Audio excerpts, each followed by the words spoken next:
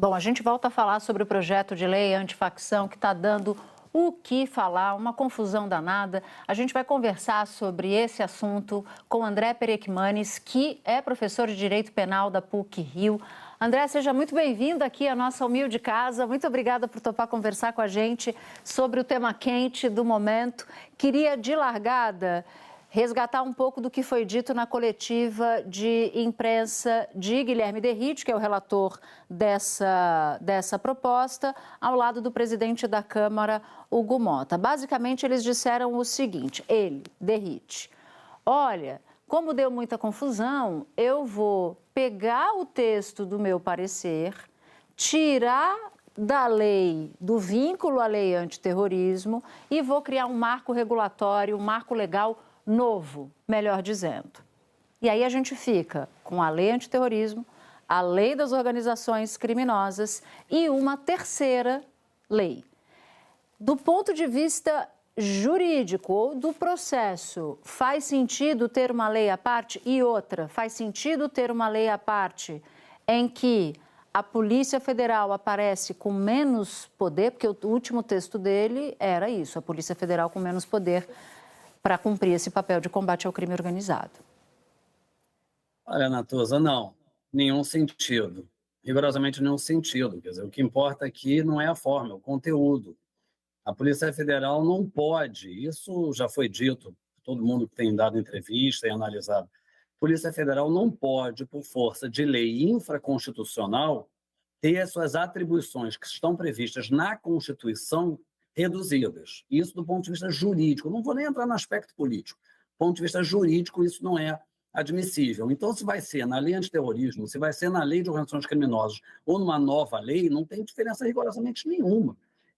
E de igual modo, se na nova lei houver algum tipo de equiparação das facções criminosas a comportamentos ou a condutas tidas como terroristas, também não tem nenhuma sustentação jurídica. Então, enfim, sinceramente, eu acho que não faz sentido rigorosamente nenhum.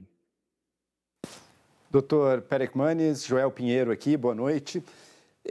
Eu queria perguntar para o senhor justamente nessa direção das jurisdições, assim, para entender bem. Primeiro, como é que é hoje em dia a jurisdição da Polícia Federal ou das forças estaduais no combate a crimes? Um membro de facção assalta um banco ou comete um assassinato. Hoje em dia, a autonomia da Polícia Federal também precisa da cooperação com o Estado. Como é que ela se dá hoje em dia? E do ponto de vista do combate ao crime, qual seria um modelo melhor do que o atual? Olha, Joel, atualmente a Polícia Federal tem diversas atribuições. Então, ela tem atribuição para investigar todos os crimes que, de uma forma ou de outra, ofendam bens, interesses ou serviços da União Federal, das suas entidades autárquicas, empresas públicas, que são chamados crimes federais. Mas também tem atribuição para intervir em crimes transnacionais ou que excedam o Estado, ou seja, criminalidade que se espraie pelas diversas unidades da federação, dentre diversas outras, mas essas são as principais. E, evidentemente, a Polícia Federal, e aí a gente tem visto ao longo da história, ela é certamente a polícia com uma capacidade melhor e com melhores resultados na investigação. É importante que a população entenda que, no âmbito estadual, das infrações que ficam restritas aos estados e que não ofendam bens, interesses ou serviços, como dito, da União, suas entidades autárquicas, empresas públicas, sociedade de economia mista, a investigação fica a cargo da Polícia Civil, que é submetida à competência de cada governador. E a repressão é feita pela Polícia Militar, que também é dos estados. Mas está mais do que evidenciado ao longo aí dessa nossa história recente, democrática, que as investigações da Polícia Federal, sobretudo porque se relacionam no mais das vezes com investigações financeiras, que é justamente onde você vai asfixiar o crime organizado, é onde você pode ter resultados, as investigações da Polícia Federal são as mais eficazes. Então, investigações que se utilizam do apoio da Receita Federal, do COAF, que é o Conselho de Controle de Atividades Financeiras, todas essas são, em sua grande maioria, se não todas, com participação da Polícia Federal. Então, o que deve realmente ser incrementado, melhorado, é a troca de informações, são as parcerias nos casos em que os crimes eventualmente sejam estaduais, mas transcendam as fronteiras dos estados e aí demandem, reclamem a atuação da Polícia Federal. Professora Ana Flor, aqui em Brasília, parece haver também uma confusão quando se limita, por exemplo, a atuação das polícias federais, porque aí não só a Polícia Federal, mas a Polícia Rodoviária Federal, há também uma confusão de como vai se agir em jurisdição judicial. Não só o Ministério Público Estadual ou Federal, mas a própria Justiça. O texto anterior de Derrite falava que quando a Polícia Federal entra na investigação, não necessariamente há uma transferência direto para a Justiça Federal. Queria que o senhor explicasse como fica nessa confusão essa jurisdição federal a partir do momento em que há uma investigação, em que há uma denúncia, se isso também pode complicar e atrapalhar investigações que envolvam, por exemplo, políticos federais, até na Câmara, emendas, ou mesmo essas facções que a gente vê que chegam no sistema financeiro. Olha, Ana, essa questão, na verdade, ela depende muito da atribuição que atualmente é dada à Polícia Federal. Vou explicar por quê. Porque, como eu disse, a Polícia Federal tem atribuição para diversas situações. Quando ela investiga crimes que ofendam bens, interesses ou serviços da União Federal e de todas aquelas outras figuras que eu disse, a competência vai ser da Justiça Federal, não há dúvida.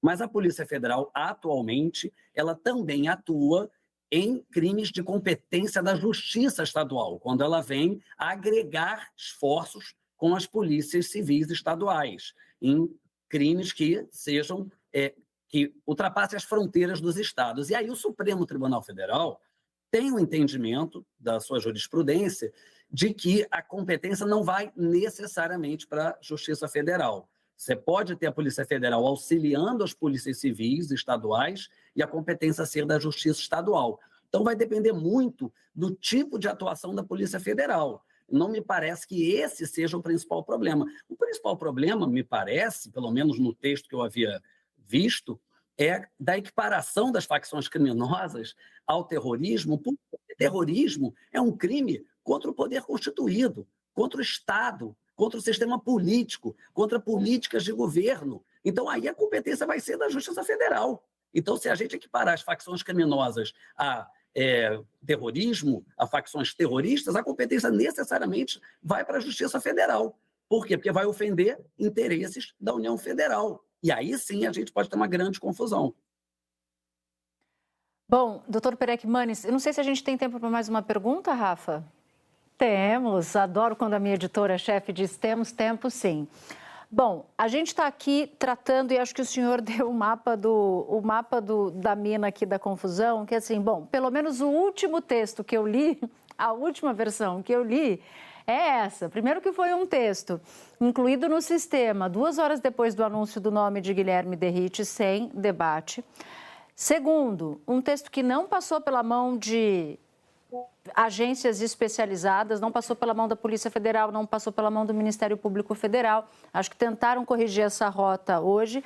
E eu queria que o senhor nos explicasse melhor dizendo, para quem está em casa, qual é a melhor forma de se montar uma legislação eficiente no nosso ordenamento jurídico. É rápido assim, ligeirinho? Ou é com debate, com controvérsia, ideias contrárias e depois uma solução que contemple diversas partes? Olha, Natuza, a pior coisa, e aí obviamente eu não sou o primeiro nem serei o último a dizer isso, a pior coisa que a gente pode ter em matéria penal é o que a gente chama do populismo penal, que é justamente a criação de leis penais no clamor da sociedade ou por interesses políticos, eleitoreiros. Eu não vou entrar aqui na discussão, né, de como se deu essa movimentação, porque não cabe a mim, né, vocês fazem isso muito melhor do que eu. Mas, evidentemente, toda a legislação, não só a penal, mas principalmente a penal, ela deve ser feita a partir de debates e de estudos de quem entende da matéria. E, com todo respeito ao deputado e secretário de Segurança de São Paulo, Guilherme Derrite, ele foi policial militar. salvo engano, até foi expulso da rota, não tenho certeza, mas é o que parece. Então, assim, ele não conhece de investigação e ele não é a pessoa mais abalizada para fazer, sobretudo na calada da noite, uma legislação tão complexa. Não à toa que, em tão pouco tempo, ela está sendo criticada por todos os setores jurídicos, desde promotores, procuradores, ministros, a advogados. Porque não é assim que se faz uma lei penal, sobretudo uma lei que pretenda não apenas punir, mas interferir na investigação, que é algo ainda mais complexo. Doutor, enquanto você falava, você citou um ponto que é o seguinte: a lei antiterrorismo ela se aplica a crimes que atentam contra bens do Estado brasileiro, coisas muito fundamentais e, portanto, seriam da esfera federal.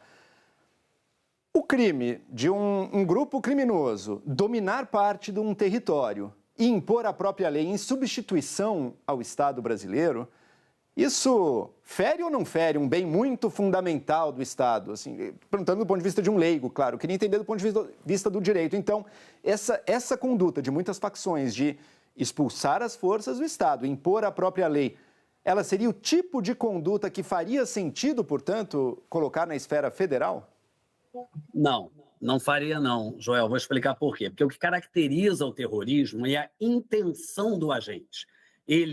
O agente ou os agentes, a facção criminosa terrorista, ela busca o pânico generalizado da sociedade por meio do emprego de extrema violência, mas com um objetivo específico, que é o objetivo de tomar o poder, mudar o sistema político, mudar a forma de governo, enfim, objetivos esses que não existem, evidentemente, na atuação do Comando Vermelho, do Terceiro Comando, ou até de milícias.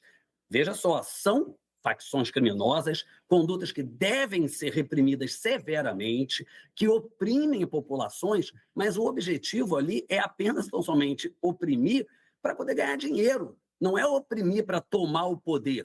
Se a consequência disso é o Estado não conseguir entrar, isso é próprio da atuação criminosa. Mas o objetivo dessas facções não se confunde com células terroristas que utilizam o pânico por meio da violência para intervir, de novo, nos poderes constituídos.